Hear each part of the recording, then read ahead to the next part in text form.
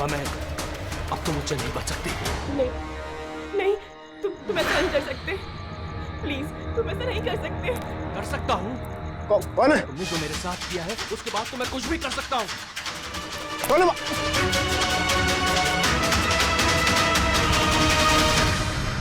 बचाओ बचाओ, please help, please ऐसा मत करो।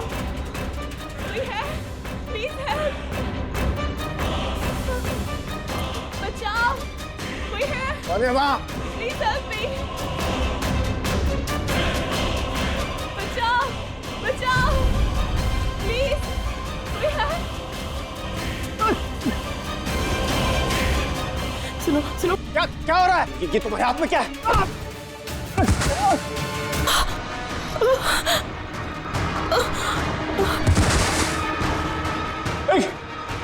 गोली मार दी, गोली चला दी।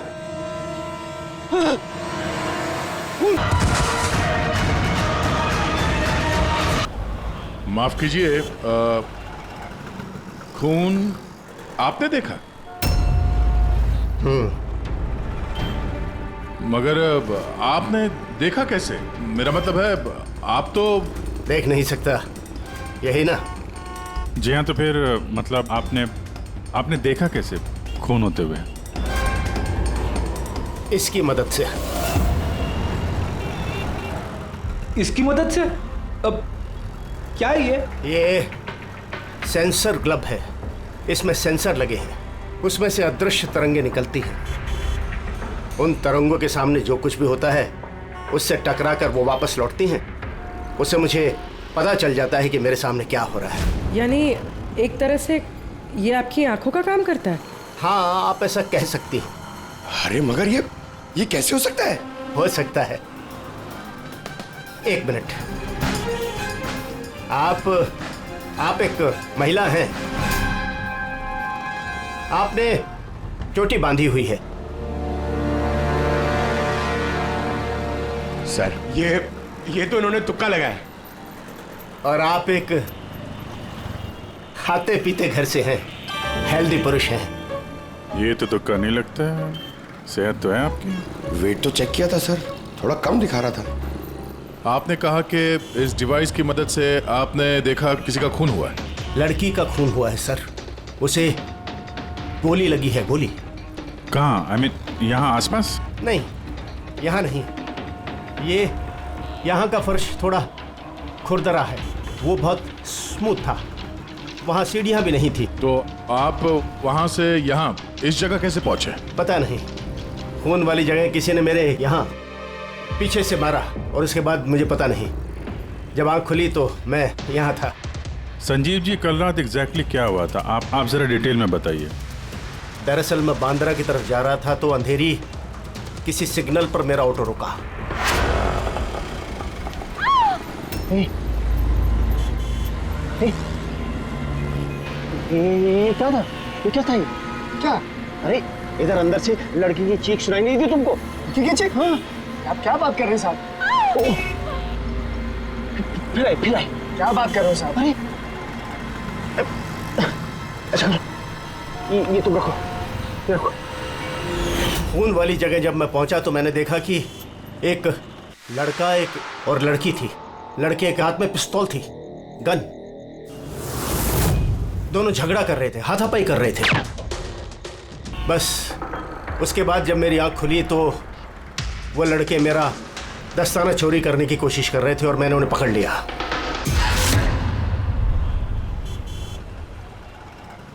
और आपके बेहोश होने के बाद कातिल आपको उठा के यहाँ लेके आया और यहाँ छोड़ के भाग गया?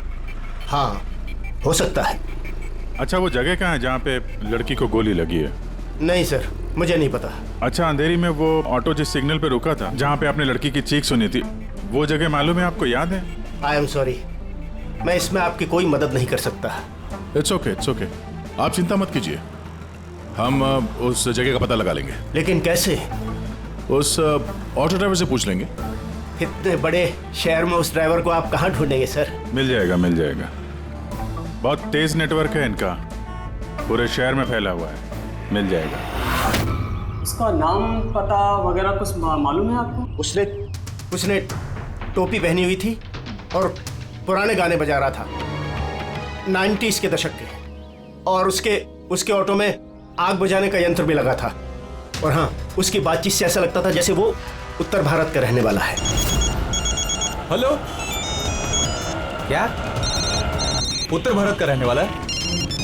पुराने गाने सुनता है, टोपी पहनता है। आग बुझाने वाला सामान भी है उसकी रिक्शा में। ठीक है, देखता हूँ।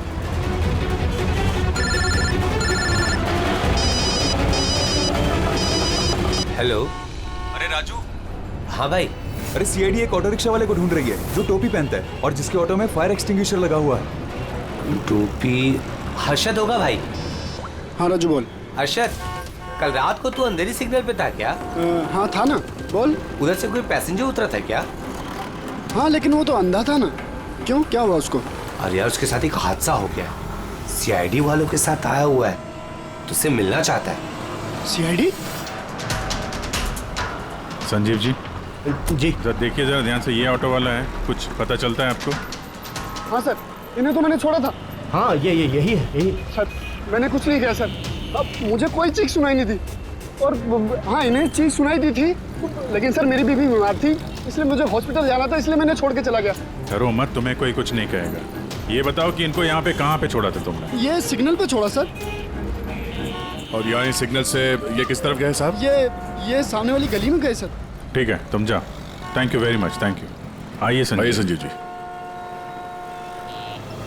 अरशद ने आपको यहाँ पे इस गली में आते हुए देखा था, लेकिन यहाँ पे दो रास्ते हैं, एक ये और एक ये।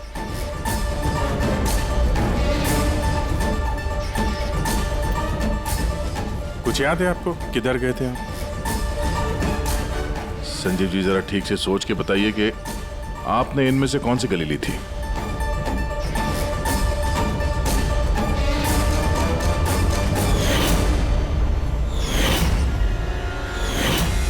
एक चिड़िया के आकार की मूर्ति मिली थी। चलो हम लोग यहां से शुरू करते हैं। आगे।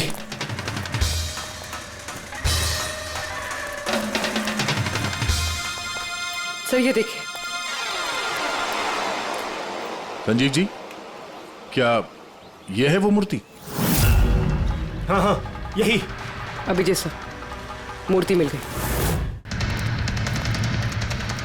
ये क्या? ये गुड।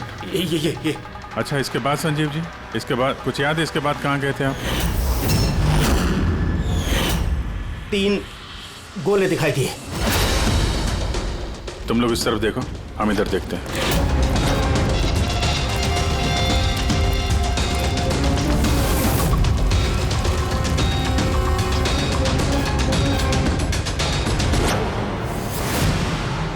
सर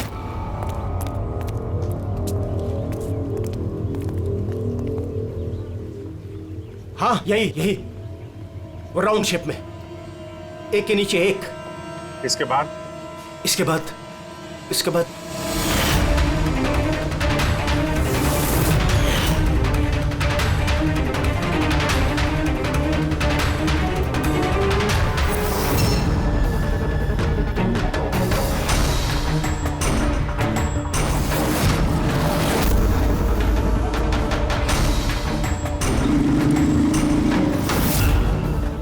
इधर।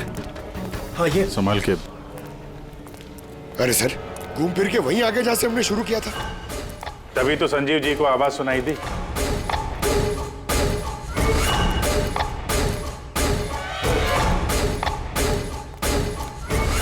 सर ये जगह तो मोहल्ले के बीचों बीच है, तो फिर किसी ने गोली चलने की आवाज कैसे नहीं सुनी? क्योंकि गन में साइलेंसर लगा हुआ था।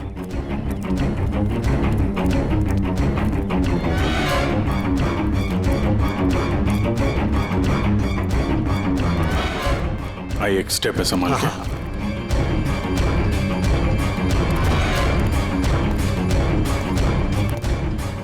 एक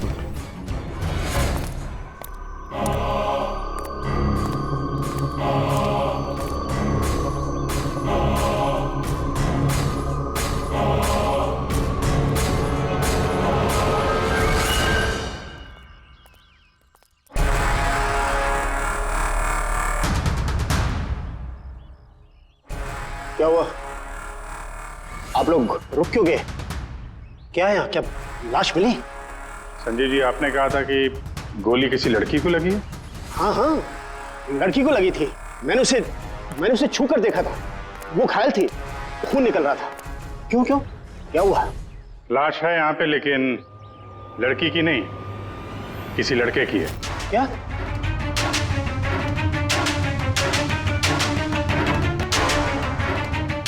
Is dead. लगता है ये वही है जिसने उस लड़की को मारने की कोशिश की। सर, संजीव जी के मुताबिक यहाँ पर 2 गोलियां चली थी। शायद ये दूसरी गोली से मरा।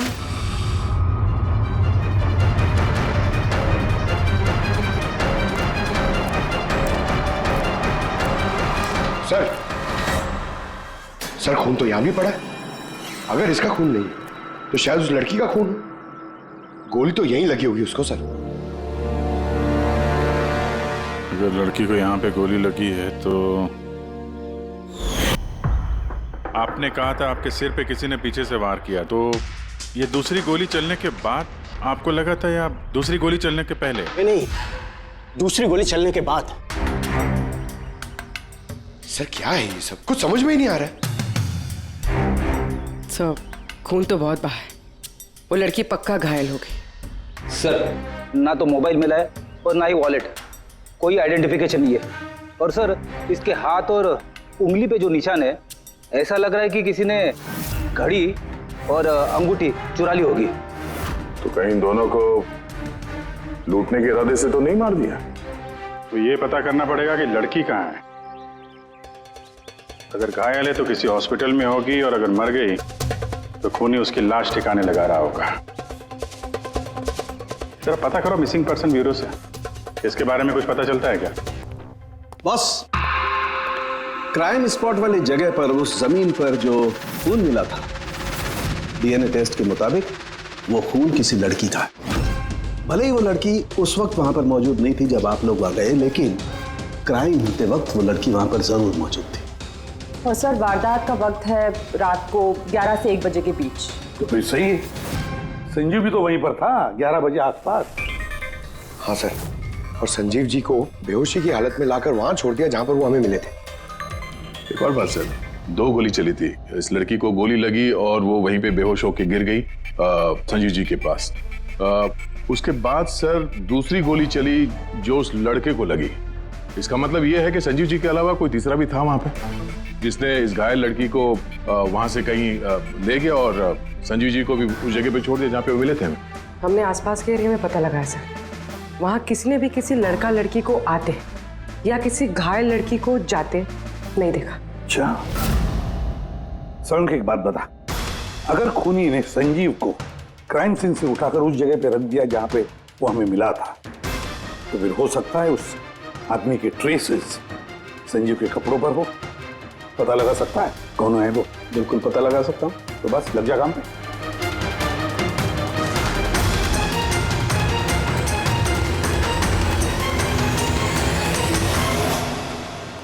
सर, हाँ, लाश की पहचान हो चुकी है। उसका नाम अनिकेत है सर। उसके घर वालों ने उसके गुमशुदा होने की रिपोर्ट लिखवाई थी।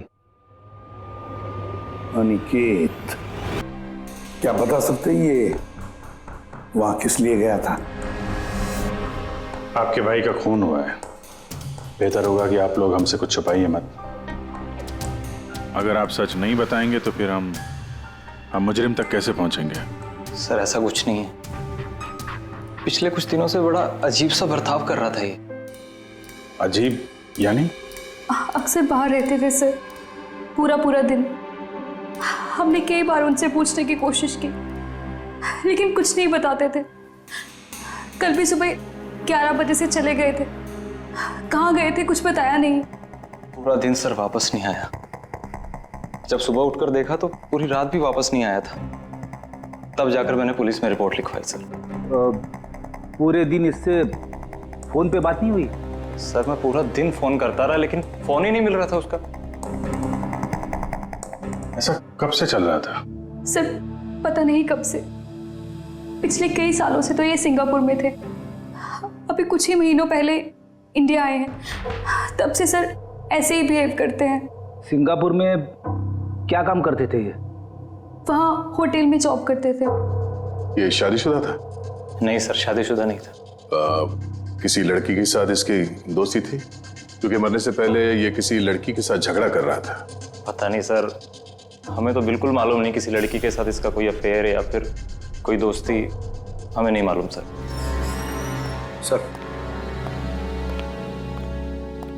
सर इन लोगों से अनिकेत का नंबर लिया और कॉल रिकॉर्ड्स चेक किए सर। उसमें पता चला कि एक भी लड़की का नंबर नहीं था सर, सिर्फ मर्दों से बात करता था और ज्यादातर वो उसके साथ काम करने वाले थे। और सर मौत से पहले भी उसने किसी को फोन नहीं किया था अपने फोन से। एक भी लड़की का नंबर नहीं, ये तो बड़ी अजीब बात है। सर सीधे साधे आदमी थे, सिर्फ अपने काम से ही मतलब रखते थे। ठीक है, आप लोग जा सकते हैं। अगर जरूरत पड़े तो आपको फिर से बुला लेंगे। सर कल कारखाने जाने से पहले ये अनिकेत पूरा दिन एक ही जगह पे था। कौन सी जगह? Sir coffee shop. सर इसके क्रेडिट कार्ड रिकॉर्ड से साबित होता है कि इसने पूरा दिन उस कॉफी शॉप पे अपना क्रेडिट कार्ड स्वाइप किया था। हाँ सर, इसके फोन की लास्ट लोकेशन भी वो कॉफी शॉप ही थी। कौन सा कॉफी शॉप है ये? पीलो कॉफी शॉप। जाओ इस पीलो कॉफी शॉप में और पता लगाओ ये दिन भर वहां बैठकर कर क्या रहा था। अच्छा,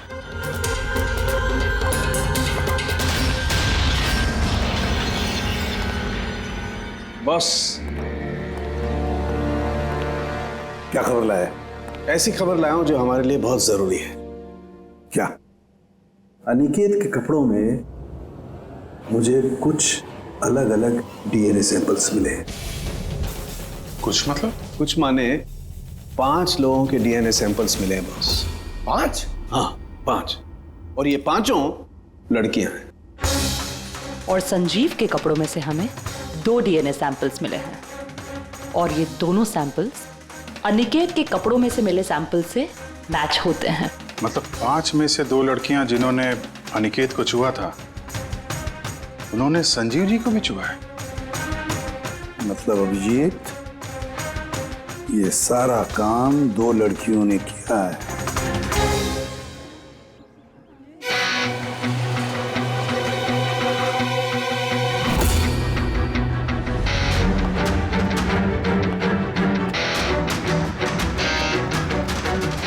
जरा ये फोटो देखिए, आप इसे पहचानती हैं? कल ये पूरा दिन यहाँ आपके कैफे में ही था। हाँ सर, ये कल पूरा दिन यहीं पर था और कुछ रात को 10:30 के आसपास यहाँ से निकला था। ये अकेला था या कोई और भी था इसके साथ? मीतू, इधर आना जरा। जरा ये फोटो देखना, ये आदमी कल यही था ना? तो इनको बताओ कि ये अकेला था या फिर किसी और के साथ में था। ये तो अनिकेत है। ये कभी अकेला नहीं आता था, हमेशा भीड़ साथ लाता था। और तो और लड़कियों की भीड़।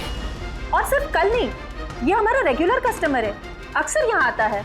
और ये हमेशा वही लड़कियों के साथ आता था या अलग अलग? अलग अलग आती थी सर, दिन में कम से कम 3-4। काफी पहुंचा हुआ बंदा था ये।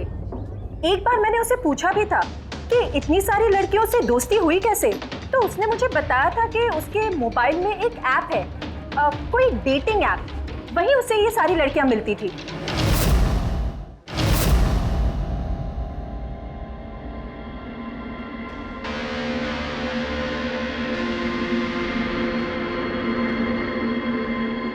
कुछ पता चला? हाँ सर, अनिकेत के डेटिंग ऐप के बारे में पता चल गया। मैचअप नाम है उस ऐप का। मैचअप? कहीं ये शादी करवाने वाले जैसे कुछ ऐप तो नहीं? हाँ वैसा ही कुछ है, लेकिन अनिकेत ने इस ऐप का गलत फायदा उठाया। उसने इस ऐप के जरिए कई सारी लड़कियों से कांटेक्ट की, उनसे दोस्ती की, पर शायद शादी वो किसी से भी करना नहीं चाहता था, सिर्फ टाइम पास कर रहा था। ये चैटिंग सिर्फ इस ऐप पे होती है और किसी के भी नंबर्स है नहीं इस ऐप पे। सर हमने ऐप डेवलप करने वाली कंपनी से 4 लड़कियों के बारे में पता लगाया है जिनसे अनिकेत सबसे ज्यादा टच में था। इनफैक्ट हत्या वाले दिन भी वो इन लोगों से कैफे में मिला था।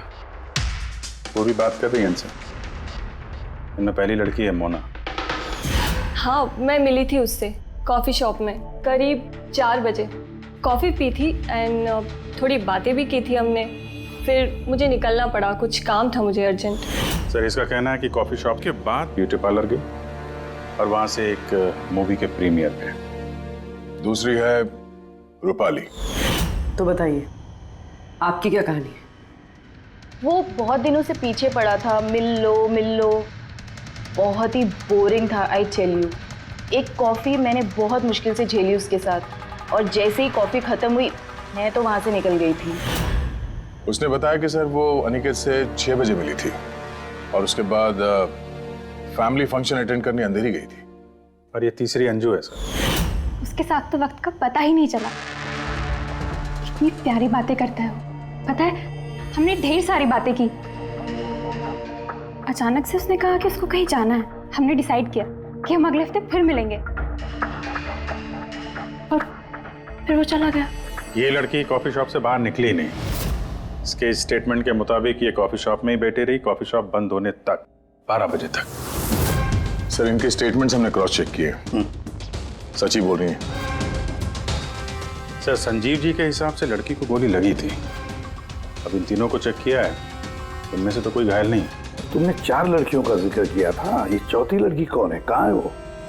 सर चौथी लड़की है एरिका। हमने इस ऐप पे उसे कांटेक्ट करने की कोशिश की पर उसने अभी तक रिस्पॉन्ड नहीं किया। काम करो, इस एरिका से जाकर मिलो।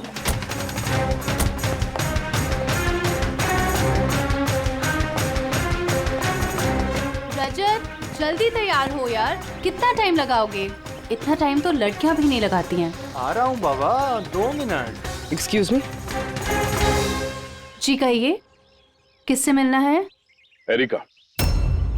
एरिका मैं ही हूँ, पर आप? सीआईडी? क्या ये सब? क्या बात होगी सर, कोई प्रॉब्लम है क्या? एरिका जी, हमने आपको मैसेज भेजा था मैचअप ऐप पे। आपको सीआईडी ब्यूरो में आने के लिए कहा था। आप आई नहीं तो हमें खुद आना पड़ा। Matchup app? ये क्या है? डेटिंग ऐप है। Dating app? तुम इस डेटिंग ऐप पे क्या कर रही हो? सुनो, इनसे कोई गलती हुई है, मैं किसी भी डेटिंग ऐप पे नहीं हूँ। ऐसे कैसे हो सकता है? आपका प्रोफाइल है, आपकी डिस्प्ले पिक्चर है। देखिए, मैं शादीशुदा हूँ, मैं किसी भी मैरिज या डेटिंग ऐप पे नहीं हूँ। ये है मेरे हस्बैंड रजत और मैं अपनी शादी में खुश हूँ। मुझे ये सब करने की क्या जरूरत है? एरिका जी, अगर आप सच बोल रही हैं तो ये क्या है? आपका प्रोफाइल इस डेटिंग ऐप पे कैसे? देखिए, सच में मैं नहीं जानती कि ये क्या है। मैंने ऐसा कोई प्रोफाइल नहीं बनाया है। तो आपके कहने का मतलब है कि आपके नाम से किसी और ने फेक आईडी बनाया है। वैसे आप किसी अनिकेत नाम के शख्स को जानती हैं? अनिकेत? ये नहीं सर, मैं इसे नहीं जानती। सर क्या कर रहे हैं आप लोग? क्यों बुलाए हैं हमें यहाँ?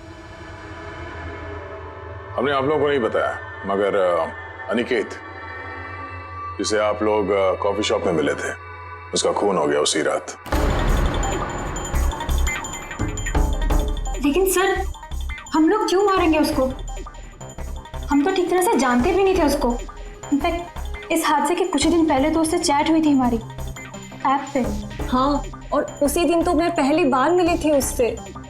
और मेरी तो ऐसे उससे कोई दुश्मनी भी नहीं थी, और मैं तो उस ऐप पे भी नहीं थी। मैं उसे जानती तक नहीं हूँ। उस ऐप की प्रोफाइल में आपकी पर्सनल फोटोग्राफ है। वो फोटोग्राफ वो आपके पर्सनल फोन से ली गई है। किसी बहरूपी के पास आपकी पिक्चर्स कहाँ से आई? हाँ मैम, मैं नहीं जानती उसके पास मेरी तस्वीर कैसे आई। मेरा फ़ोन कुछ दिन पहले खो गया था। फोन चोरी हो गया? कहाँ पे? सर पता नहीं, याद नहीं आ रहा। कोई बात नहीं, आप लोग थोड़ी देर के लिए हमारे साथ कोऑपरेट कीजिए, पता चल जाएगा खूनी कौन है। रेडी?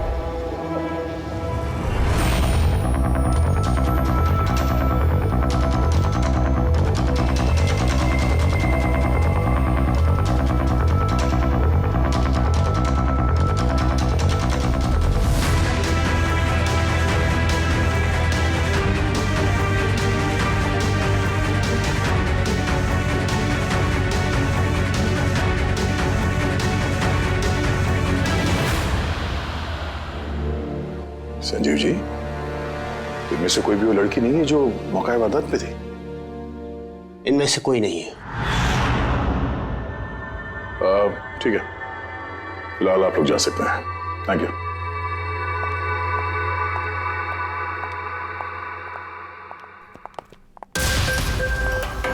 नहीं सर, इनमें से तो कोई नहीं है। सर बाकी तीनों की तरह एरिका को भी कोई चोट नहीं है, लेकिन वो लड़की घायल थी। वो तो ठीक से चल भी नहीं सकती थी। लेकिन सौरभ बता रहा था कि उसने जब संजीव के कपड़ों के डीएनए टेस्ट करवाई तो उसमें 2 औरतों के ट्रेसेस मिले। चलो एक घायल हो सकते हैं, मगर दूसरी लड़की वो तो इन चारों में से कोई एक हो सकती है।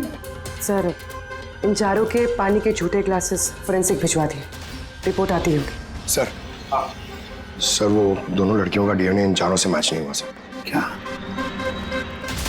मैच नहीं हो रहा है? ये दोनों लड़कियां हैं कौन? एक मिनट। क्या हुआ संजीव?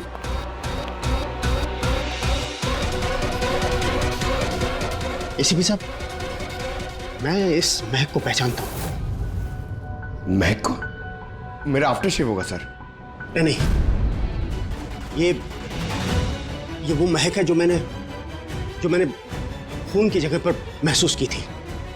ये वही है। कॉफी और चाय?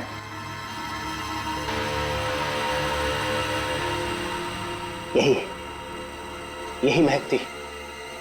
खून वाली जगह यही महक थी सर।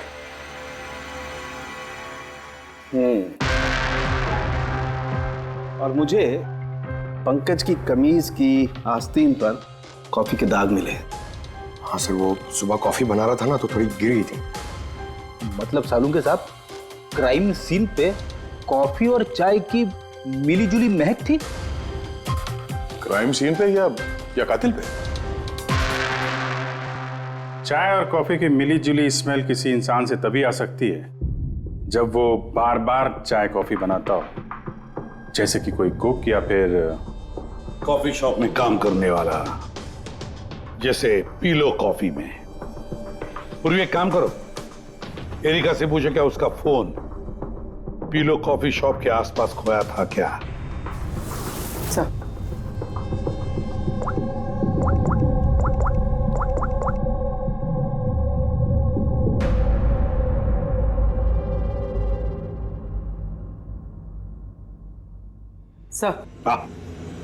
सर उसका फोन वहीं गुम हुआ था, उसी कॉफी शॉप में।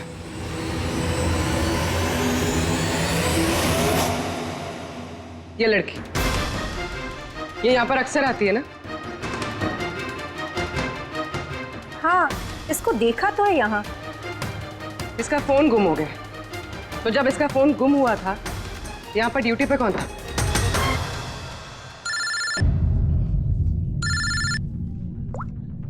हेलो। हाँ बेटी। ओह गुड, ठीक है, हम लोग अभी वहां पहुंचते हैं। पूर्वी सर।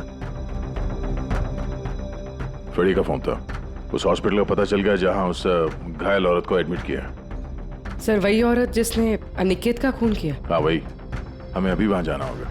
सर अभी हमें निकलना होगा, लेकिन जब तक हमारी पूछताछ पूरी नहीं हो जाती कोई भी कॉफी शॉप छोड़ के जाएगा नहीं।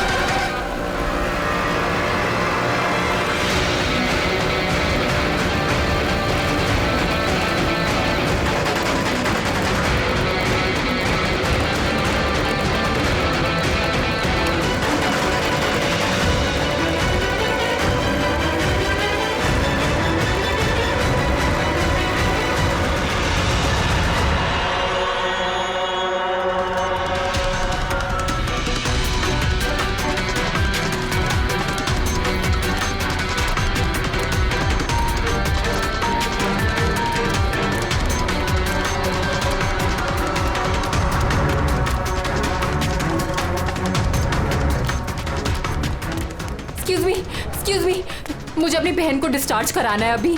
आप अभी के अभी डिस्चार्ज पेपर्स तैयार कीजिए। डिस्चार्ज? कोमा में अभी वो? देखिए मुझे सब नहीं पता, हमारा निकलना यहाँ से बहुत जरूरी है, आप कीजिए। ऐसे कैसे डिस्चार्ज कर दूं? इनकी जान से भी ज्यादा जरूरी है। देखिए आप मुझसे ज्यादा बहस मत कीजिए, मैं बोल रही हूँ मेरे पास टाइम नहीं है, मुझे सब नहीं पता, आप जल्दी कीजिए।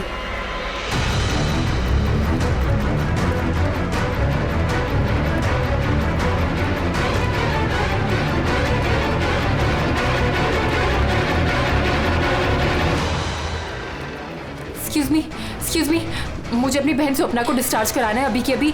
आप प्लीज उनका बिल पेमेंट बताएंगी पूरा। Excuse me. लगता है बहुत जल्दी है आपको।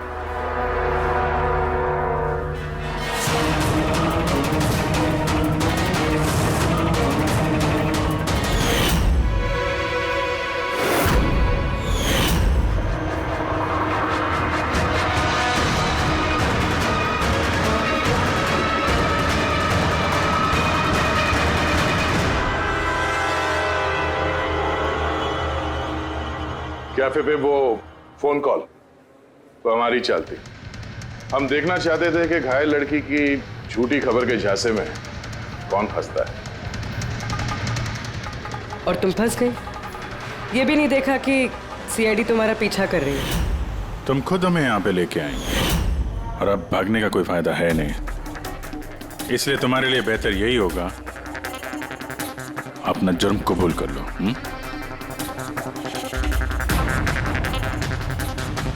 अनिकेत ने मेरी बहन को जीती जी मार दिया था। वो लोग सिंगापुर में मिले थे और वहीं पर उसने मेरी बहन से शादी का वादा करके उससे सगाई कर ली थी और फिर शादी की हर बात को टालता रहता था वो। मेरी बहन जब भी डेट फिक्स करने की बात करती थी शादी की तो हमेशा कोई बहाना करता रहता था। और अभी 6 महीने पहले उसने बोला कि उसकी माँ बीमार है और उसको इलाज के पैसे चाहिए अपनी माँ के लिए।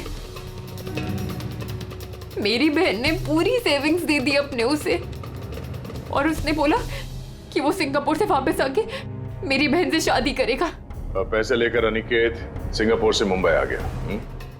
हाँ, स्वप्ना उसका इंतजार करती रही, वो भी पूरे 3 महीने।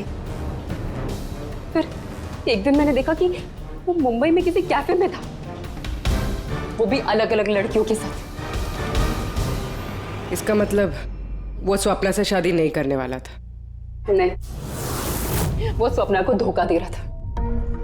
वो उसके कमाए हुए पैसे और लड़कियों में उड़ा रहा था। और उसकी कोई माँ बीमार नहीं थी, बल्कि उसकी कोई माँ ही नहीं थी। उसकी माँ कब की मर चुकी थी। तो इसलिए तुमने उससे बदला लेने का प्लान बनाया। स्वप्ना को मेरी बात पे विश्वास ही नहीं था, वो उसके प्यार में अंधी हो गई थी। उसको सबूत चाहिए था, तो अनिकेत का सच सामने लाने के लिए मैंने एरिका का फोन चुरा लिया और उसके नाम से मैंने मैचअप ऐप पे उसकी फेक प्रोफाइल बना ली और अनिकेत से चैटिंग करती रही मैं, और वो इजीली मेरे झांसे में आ गया। फिर मैंने उस दिन वहां पर उसको फैक्ट्री में बुलाया और साथ में स्वप्ना को भी बुलाया ताकि वो अपने आंखों के सामने सब कुछ देख सके। पर उस दिन जब मैं वहां पर गई तो मेरे सामने। ये क्या कर रही हो तुम? हिसाब चुका कर रही हूँ। तुमने जो मेरे साथ किया उसी की सजा है ये। मैं सब जानती, तुमने मेरे पैसे कहाँ कहाँ खर्च किए और कितनी लड़कियों को बेवकूफ बनाने वाले हो Aniket. Please drop the gun. Aniket please please please. पैसा चाहिए तुझे? निकल यहाँ से, चुपचाप निकल यहाँ से। छोड़ इसको, छोड़, जब बोला ना निकल यहाँ से।